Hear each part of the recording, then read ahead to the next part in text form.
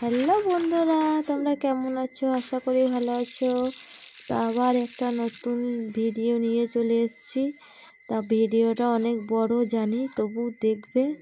এই যে আমি রেসিপিটা করছি, একবার করে দেখবে, বাড়িতে ট্রাই করে দেখবে। মুখে দিলেই মনে হবে যেন অমৃত। তা অনেকজনা দেখেছি ভিডিও, ইউটিউব বলো ফেসবুক বলো, যে কচুর লতি রান্না করা। তা আমরা রান্না করি যে আমাদের যে বাড়ি গ্রাম অঞ্চলে, তা যে কচুর যে আস্ত গাছটা, পাতাটা ছাড়া পুরোটাই রান্না করি।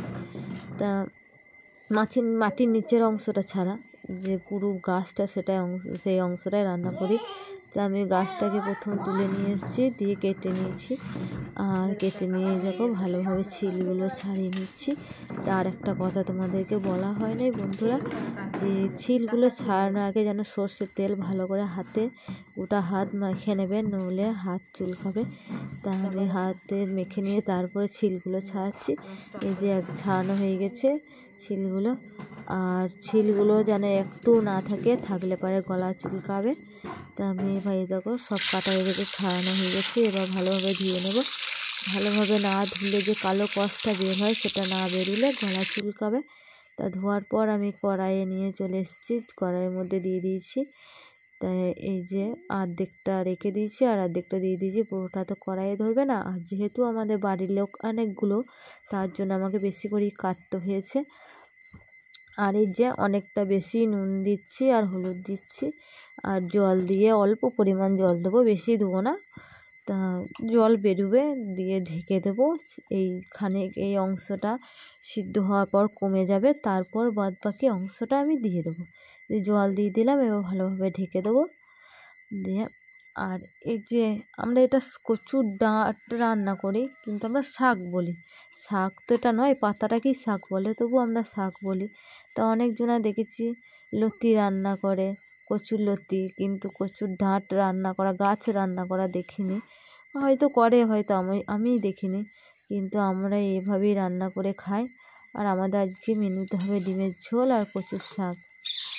তা এই যে যে অংশটা দিয়েছিলাম কড়াইয়ের মধ্যে, সেই অংশটা অনেকটাই সিদ্ধ হয়ে নেমে গেছে। বাদ বাকি অংশটা আমি ধুয়ে দিয়ে দেবো। তাই এই যে ধুয়ে দিয়ে দিচ্ছি। তা আমি কি যেন বলছিলাম, হ্যাঁ, যে সবাই কচুর লতি রান্না করতে দেখেছি, ডাঁট রান্না করতে দেখিনি। হয়তো অনেকে রান্না করে, আমি হয়তো দেখিনি। তা কচুর লতি কেমন খেতে জানি না, কোনোদিন খাই নাই, কিন্তু তবু ট্রাই করবো একবার কেমন খেতে। তাই এরকমভাবে রান্না করলে তা খাসির মাংসকে হার মানিয়ে দেবে, পুরো এরকমভাবে। এই যে অনেকটাই সেদ্ধ হয়ে গেছে, খানিকটা ডাঁটো ডাঁটো আছে, এইগুলো আর একটু নরম হয়ে গেলে, গলে গেলে, তখন আমি জলটা গেলে নেব। তাই আবার ঢাকা দিয়ে দিলাম। অনেকজনা কচুর শাক রান্না করে মাছের মাথা দিয়ে, আবার কেউ রান্না করে চিংড়ি মাছ দিয়ে, কিন্তু আমাদের ওসব ভালো লাগে না। আমরা পুরো আদা রসুন পেঁয়াজ দিয়ে আর নারকেল কুচো ঘি দিয়ে রান্না করি, একদম মুখে দিলে মনে হবে অমৃত। তা আমি গ্যাসটা বন্ধ করে দিলাম। এবার আমি ঝোলটাকে ঝরিয়ে নেব। জলটা না ঝরালে গলা চুলকাবে।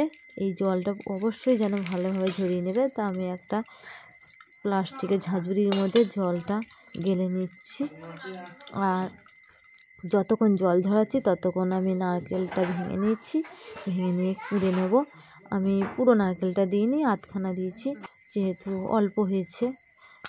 এই যে নারকেলটা কুড়া হয়ে গেছে, পুরো জল ঝরিয়ে অল্পই হয়ে গেছে।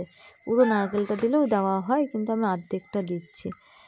তা আমি ভালোভাবে জলটা ঝরানো হয়ে গেছে। এবার আমি গ্যাস ধরিয়ে কড়াইয়ে তেল দিয়ে দিচ্ছি।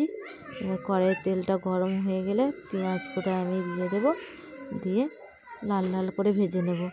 আর এই যে রেসিপিটা, তার জন্য কী কী মশলা দেবো আমি বলা হয়নি, বলে দিচ্ছি। পেঁয়াজ কুচিয়ে নেব, আদা রসুন শুকনো লঙ্কা আর জিরে ভালোভাবে পেস্ট করে নিয়েছি। পরিমাণ মতো দেবে, যেমন মাংসের ঝোলে দেয় সেরকমভাবে দেবে, একটু বেশি বেশি করেই দেবে। আর আমি সবগুলো গোটা মশলা ব্যবহার করেছি, আমি গুঁড়ো মশলা ব্যবহার করিনি। আমি গোটাটাই ব্যবহার করি, কারণ গোটাতে টেস্ট ও স্বাদ বেশি আনে। আর এই তো লাল লাল করে পেঁয়াজগুলো ভাজার পর আমি মশলাটা দিয়ে ভালো করে কষিয়ে নিয়েছি। অল্প পরিমাণ নুন হলুদ দিয়ে জল দিয়ে দিলাম, দিয়ে ভালোভাবে নাড়াচাড়া করে নিলাম। আর দিয়ে তারপরে এবার আমি নারকেল কুচিটা দিয়ে পুরোটা দিয়ে দিয়েছি, এটাও নাড়াচাড়া করে নেবো ভালো করে। আর যেহেতু আমার কচুর শাকে নুন হলুদ বেশি করে দেওয়া আছে, তার জন্য আমি অল্প পরিমাণেই দিলাম। আমি মুখে দিয়ে দেখবো, তারপর আবার লাগে তো তখন আমি দিয়ে দেবো। তা আবার একটু জল দিয়ে ভালো করে নারকেলটা নাড়াচাড়া করার পর আমি কচুর শাকটা দিয়ে দিলাম। এটাও ভালো করে আমি নাড়াচাড়া করে নাড়াচাড়া করে নেবো, মশলাটা ভালো করে মিশিয়ে নেবো। আর তারপরে মুখে দিয়ে দেখবো। অল্প পরিমাণ চিনি দিয়েছি, আমার নুন লাগে না, নুন ঠিকই আছে, তোমাদের যদি লাগে দিয়ে দেবে। আর মিষ্টিটা যে যেমন খাবে সে সেরকমভাবেই দেবে। আর আমরা মিষ্টিটা কমই খাই, তাই কমই দিলাম, যারা বেশি খাবে তারা বেশি দেবে। এই তো হয়ে গেছে। আবার নামাবার আগে আমি 1 চামচ ঘি দিয়ে দিয়েছি।